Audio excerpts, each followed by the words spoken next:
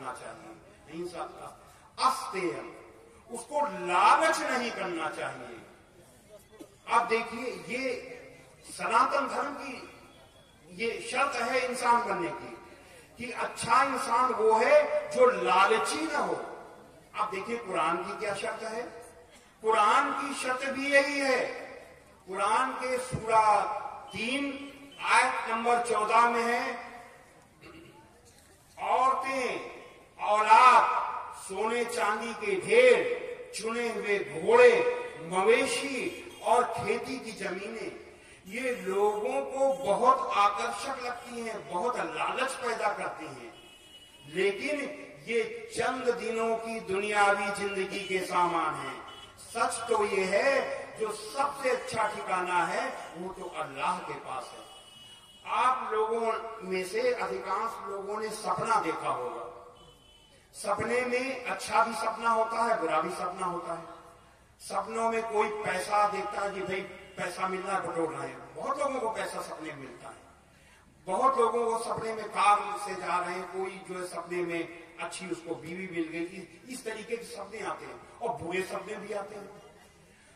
वो सपना कितनी देर का रहता है? 8, 4, 6 घंटे का, 2, 3, 4, 6 घंटे का सपना रहता है। सपना अच्छा हुआ तो जब सपना टूटता है तो बड़ा खराब लगता है, अरे सपना था, क्या बताएं, सपना था। और अगर बुरा सपना होता है तो बहुत खुश होते हैं, अरे सपने में डर लग रहा था, वो तो सपना था। तो वो सपना कितनी देर का? 6 घंटे का। ये सपना कितने का है? 60-70 साल का। ये सारी चीजें सपने की तरह है। ये मोटर, गाड़ी, औलाद, सोने चांदी, ये सारे के सारे, ये मकान, ये आज तक कोई लेके गया है क्या? ये जैसे सपने की चीज सपने में पड़ी रहेगी, सपने की सपने में रह जाती है। आप जगते हैं तो कुछ नहीं रहता हाथ में। वैसे ही जब आप आखिरत के दिन आपके हाथ में कुछ नहीं रहेगा। रहेगा क्या? अच्छाइयां। सूरा 2 आयत नंबर 112 में है, जिस किसी ने अपने आप को अल्लाह के सुपुर्द कर दिया और उसका काम इस दुनियावी जिंदगी में अच्छे से अच्छा हो, तो उसका बदला उसके परवरदिगार के पास है। ऐसे लोगों को अंतिम दिन, आखिरत के दिन, ना तो किसी तरीके का डर होगा और न दुख होगा। क्यों? क्योंकि जो अच्छाइयां लेकर के जाएगा वो क्यों डरेगा? उसको तो जहन्नुम में नहीं जाना, उसको जन्नत में जाना। उसको किस बात का डर और न उसको किसी बात का दुख होगा। तो अच्छाइयां पैदा करिए, यही साथ जाएंगी, इसके बीच इसके अलावा कुछ नहीं जाएगा। ये सब यही रखा रहती। अच्छा इंसान बनना है तो लालची मत बनो। लालच किसका करो? अच्छाई करने का, दुनियावी जिंदगी में अच्छाई करने का लालच करो। अहिंसा, सत्यम, अस्तेयम, ब्रह्मचर्य।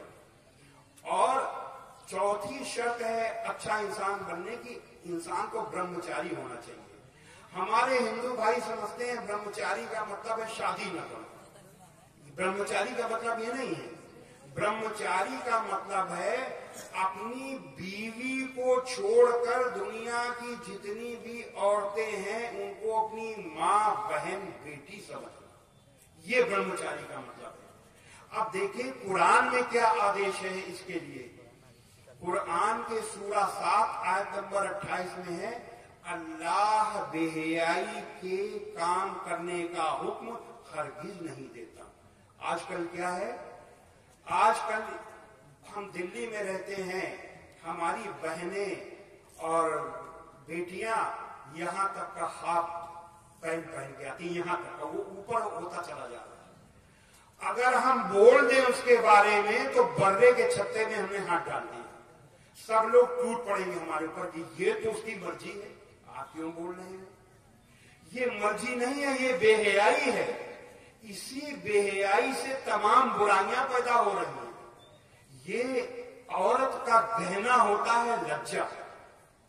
लज्जा उसका गहना होता है।